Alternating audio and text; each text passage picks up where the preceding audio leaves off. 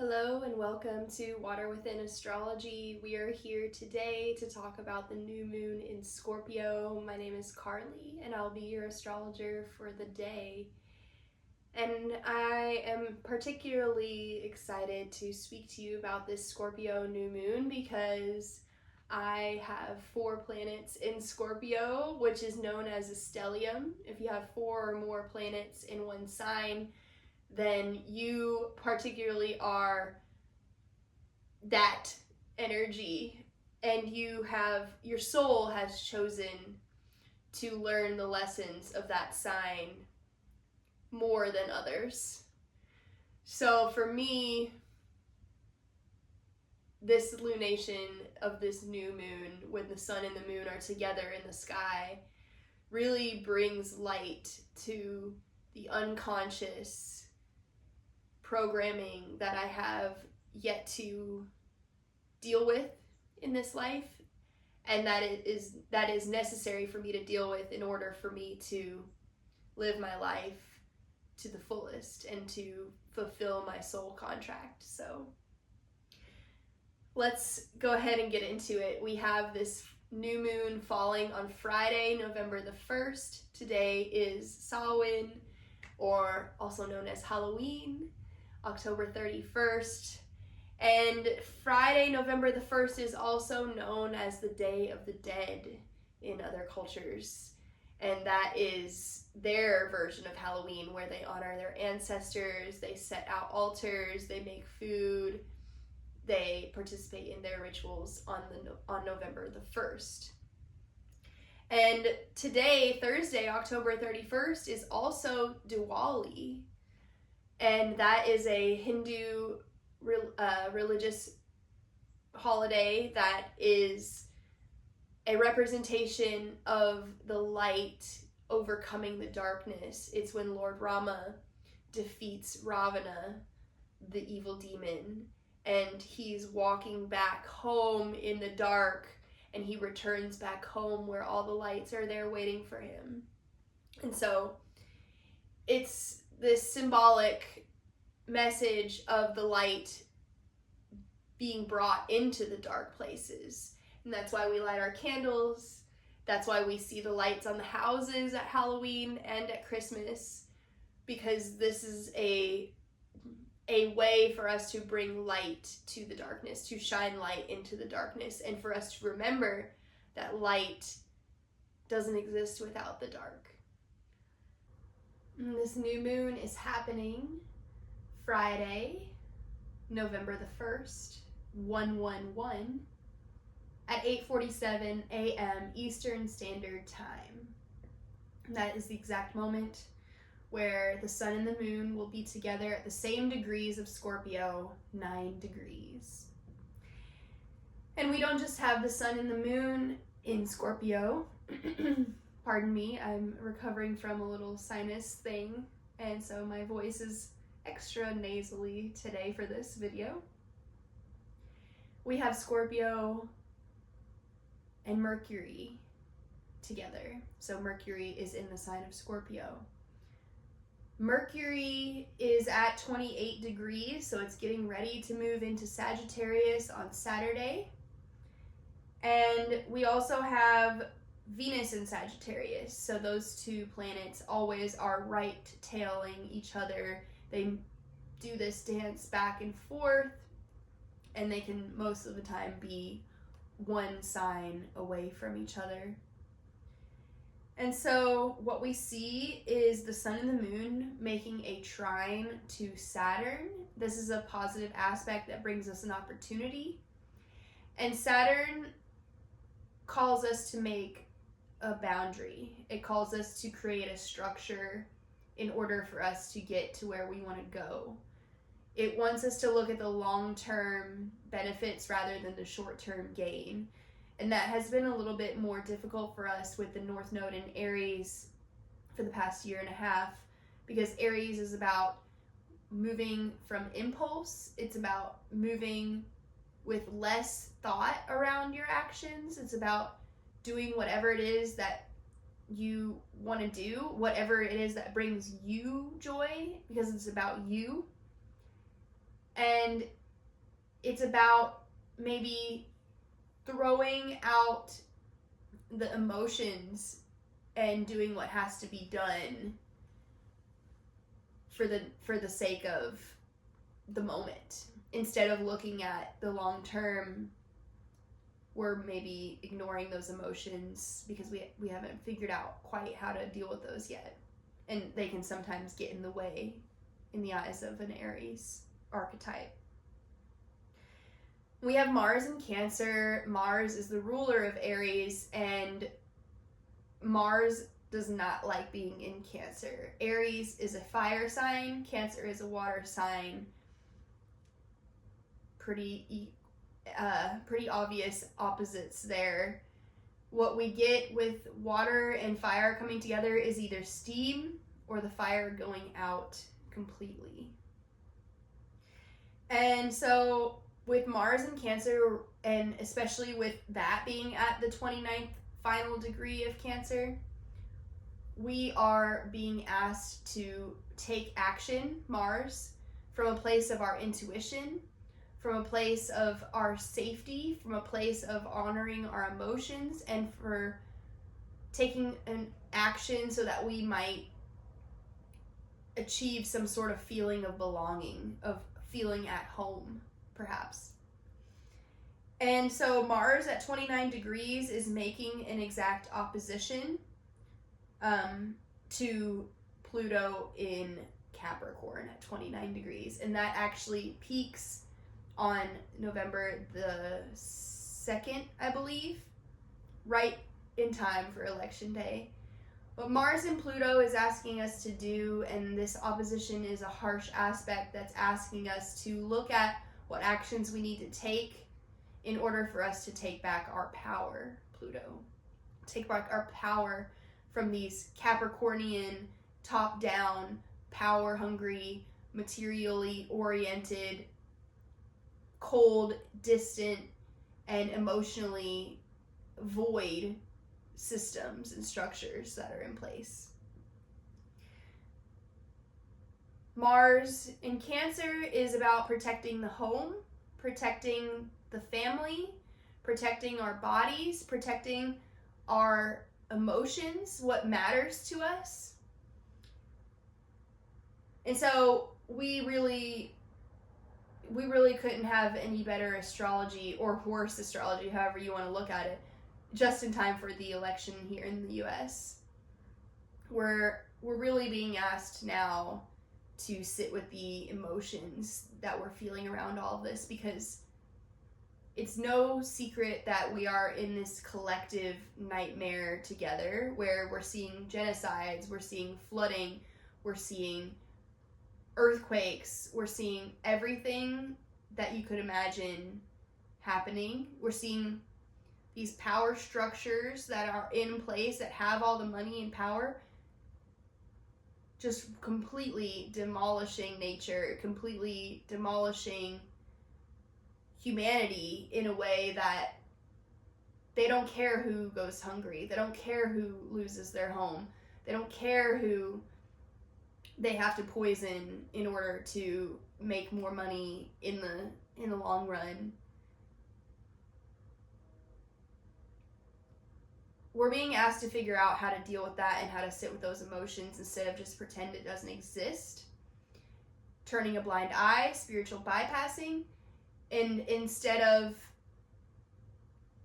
allowing ourselves to go into that turmoil, to go into that darkness in a way that it takes over us and it steals any sense of peace that we've cultivated, we can bring that sense of peace and safety and strength into the dark places, bring it to the people that need it the most, while also maintaining our own sense of peace and wellness.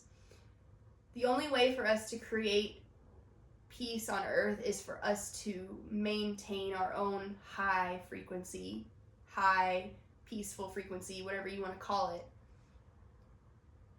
and also not spiritually bypass and not turn a blind eye to what's happening. There's a balance there. You can't pour from an empty cup. That's a big thing. So we're being asked to figure out what it is we need to do, what our go-to self-regulation practice is, whether that's taking a deep breath, whether that's going to the gym, making yourself a delicious meal that's going to nourish your body, whether that's sitting in a meditation or going to yoga or doing a sound healing or whatever it is that is best for you. Everybody's is different. But figuring out a go-to self-regulation practice and holding that close and keeping that ready and waiting for us in these times where we need it the most, that's going to be huge right now. And that trine to Saturn that the sun and moon are making is asking us to set those boundaries in order for us to achieve that sense of peace and achieve that sense of newness, because Scorpio season is asking us to transform. Scorpio often is described as the rising phoenix, and yes, while that is definitely true, the rising part doesn't come till Sagittarius. Where Scorpio lies on the zodiac wheel is very important. We're in the dark part of the year. We have 3 signs that rule that part: Libra, Scorpio, Sagittarius. Libra is an air sign. It's the harvest season. It's the first day of Libra season is the autumn equinox. And then we see Scorpio season coming, where we have Samhain or Halloween. We celebrate the darkness. It's a fixed water sign. Fixed water, let's imagine frozen emotions, a glacier perhaps, and how deep the glacier goes underneath of the water. You only see the tip of the iceberg, right? You've heard that saying before. The glacier goes so deep into the dark parts of the water, and that's where we are in this point of the year. That's where the sun is in this point of the year. And then we have Sagittarius, where the end of Sagittarius season is the winter solstice. That's the longest day of the year. That's when the darkness is over, because after the solstice, we then see the return of the sun. So we're not in this beginning point where we're in Libra season. We're moving from light to dark. We're not in this other changing part where we're moving from dark to light. We're in this pure darkness where we're being asked to carry our torch, our soul's torch, right? That soul flame that doesn't ever go out. We're asked to cultivate that in the dark time and travel down into the underworld in order to bring light into those darkest places. And it's not comfortable. And it's not a journey that everyone is willing to take. It's not for the weak, is what I keep saying about Scorpio season. It is being willing to talk about the things that are uncomfortable, to talk about the things that are considered taboo, the things that are considered inappropriate, culturally unacceptable. And it's being willing to bring those things out of the hidden realms, because Scorpio rules the hidden realms, the underworld, and bring them into the consciousness, the awaking consciousness, where we are forced to look at it, we're forced to reckon with that. And that can be so scary, that can bring up subconscious fears and triggers, and we might not know how to deal with that. And we might not know how to take the right action in order to deal with that. But nonetheless, that is where we find our power. Those moments where we are, quote unquote, hitting rock bottom, we're going to the depths, that's when we find our power. that's when we figure out what we're really made of. That's when we tap into our soul fire, that part of us that truly does not ever go out. Even when we die, even when we physically die, whether or not you believe in reincarnation or not, when we physically die, our bodies die. And even people who don't believe in reincarnation believe that the soul lives on, that the soul either goes to the afterlife, whatever that might look like, or it comes back in another body. Death is not the end. Death is not the end. And it is a necessary process for us to truly let go of what we don't need anymore, what is weighing us down and what is standing in the way from our new life. We still have we still have Pluto and Capricorn at 29 degrees, and if you've listened to any of the other astrologers on YouTube or any of my other videos, you have heard me pound this into your mind about Pluto in Capricorn is so close to being done with where it has been for the last 15 years, and it will never be there again in our lifetimes or in our children's lifetimes, because it takes Pluto 248 years to come back to the same place. This is the last time we will see Pluto in Capricorn at 29 degrees, that last degree point in our lifetimes. We will have this full moon in Taurus coming up later this month, and that will be the literal last breath of Pluto in Capricorn before it makes its final transition on November 20th. Pluto will finally be complete, and it will move into Aquarius for the next 19 years. So, we're closing out a big chapter. We're being asked to let things die now that we cannot carry with us into the new chapter, that cannot come with us into the new life that we're creating, into the new earth that we're creating. And Saturn is helping us do that. Saturn is saying it's time to set boundaries, it's time to cut ties with whatever it is. And maybe that can look extreme, but Scorpio rules extremes too.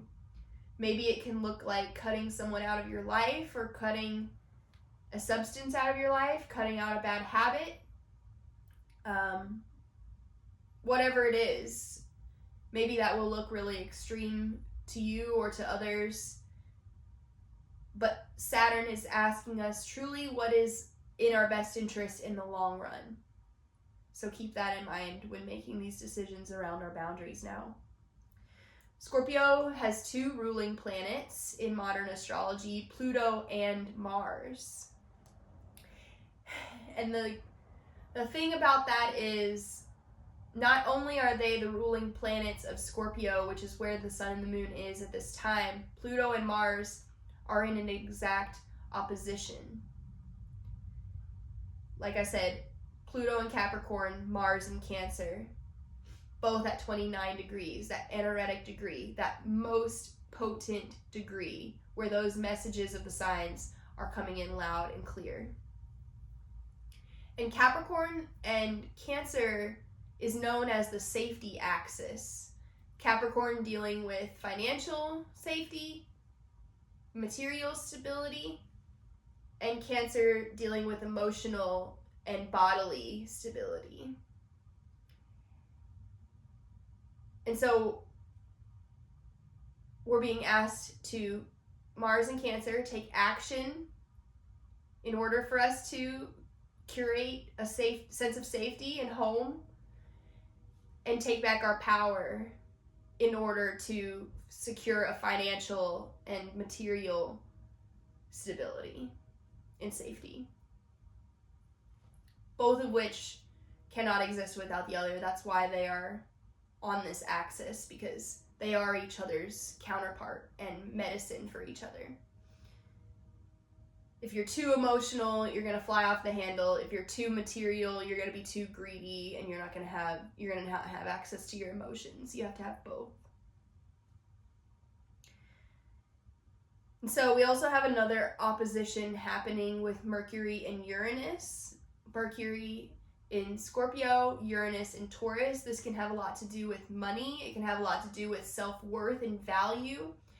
It can be the dynamic between the surface level of things and the deeper meaning of things. So finding out, maybe with the Mercury-Uranus opposition, we've heard a strong message, Mercury, around something that is super shocking and unexpected, and perhaps bringing us a spiritual revelation and bringing us closer to our authentic selves, which is Uranus. And so maybe there's some guilt around our money that we're feeling, like, because we're seeing so much turmoil in the world right now, and we're seeing this living nightmare for most people, or for a lot of people on the global scale. Most people are not in those situations, if we're being completely honest. Most people are not, but we're hearing more about the turmoil and the tragedy, which we should. We should be aware of those things, and we should help when we can. But we also have to not fall into this cycle of feeling guilty if things are going right for us, if we do have the things that we need, if we do have a sense of abundance, if we do have our needs being met. That's another really fine line to walk there. But once again, you cannot pour from an empty cup.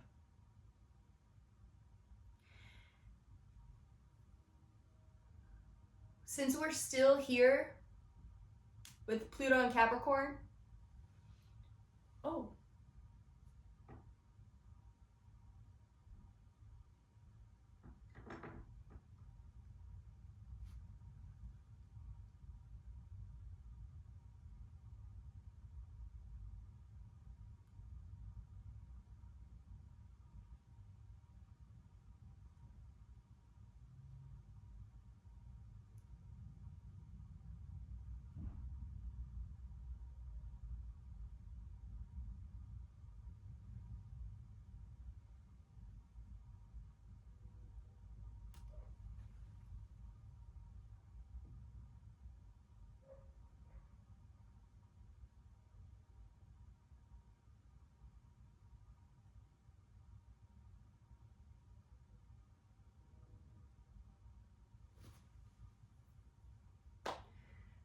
since we are still here with Pluto in Capricorn at 29 degrees, we might be feeling this in-between time. We're at this threshold where Pluto is about to make its final move out of Capricorn and into Aquarius, and we might be feeling like these power structures and these parts of our life where Pluto has been activating is trying to pull us back to the past, trying to pull us back into the things that we've been working on liberating ourselves from.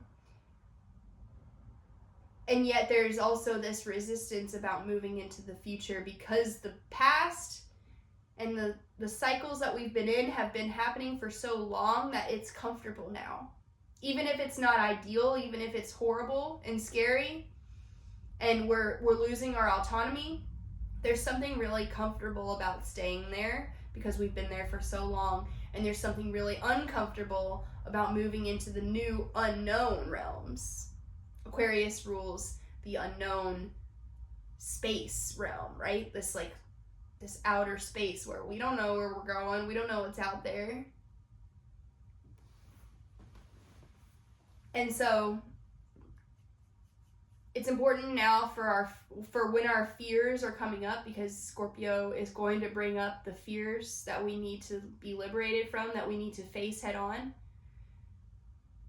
We have to be able to face them without succumbing to them and going back to what we know is no longer serving us, that we know that we've been working so hard to liberate ourselves from, and find the courage to be reborn into the new chapter, into the new version of ourselves that we are being required to evolve into in order to survive in the new paradigm that we're entering.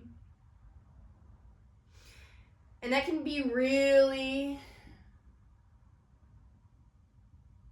really hard. I think the biggest message of this moon is that change is scary, but what's more scary is not changing ever. And it's uncomfortable to sit with the things that force us to change. It's uncomfortable to hit rock bottom. But only when we hit rock bottom are we finally going to take those emotions that are around being at rock bottom. We're grieving, we're angry, we're pissed off, we're dirty, gritty, we're whatever it is. All of that can be alchemized as fuel to motivate us to change. We are the alchemists. Scorpio is the alchemist that turns darkness into light, that goes from ashes to the phoenix. And so we can all tap into that now. It's not easy. I'm not saying it's going to be easy. I'm not saying it's going to be pretty. I'm not saying it's going to be painless. I'm actually pretty sure it won't be.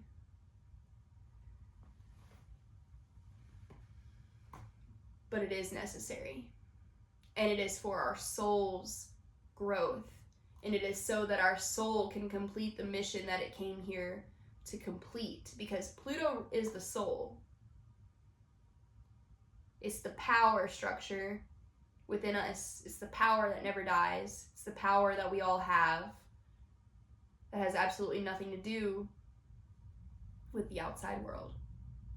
So coming back into what we can control, coming back to our own self-healing practices, self-regulation practices, figuring out how we can reclaim our power around the decisions that we make, what products we buy, where we vote with our dollars, where we pay attention.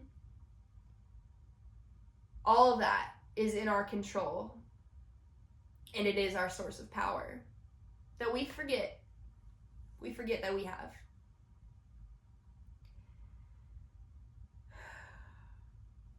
For me, I broke my foot 2 days before the Aries full moon that we just had at the beginning of the month. Or I'm sorry, at the 17th of the month. And now, almost 3 weeks later, in 2 days, it'll be 3 weeks, I went to the doctor yesterday and was cleared that I can start to try to walk again. And so from the full moon to this new moon, I have been asked to sit in my discomfort and in my disempowerment around not being able to walk, not being able to go to work. I can't work. Having the money source that I was tapped into completely ripped away from me, feeling completely disempowered in that way. And now this new moon, I took my first steps on my own in the past couple of days. And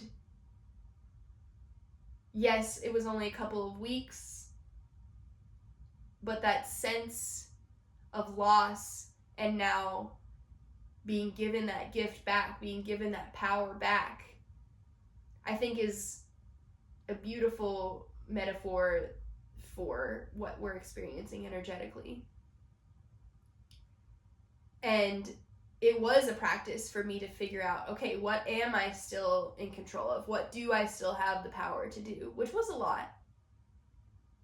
And I just kept reminding myself, this is only temporary, this is only temporary, this is only temporary. Just like everything, the things that we are all going through with this Scorpio season, whatever it's bringing up for us, these are only temporary things. Death is not the end.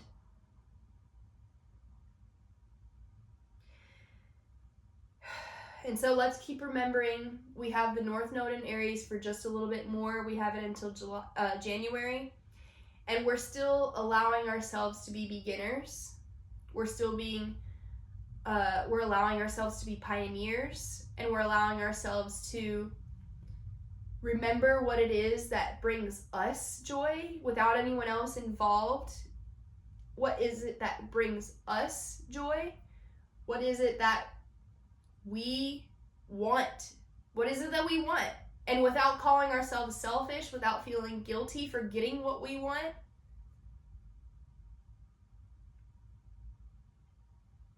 And for being willing to be alone to some capacity as well.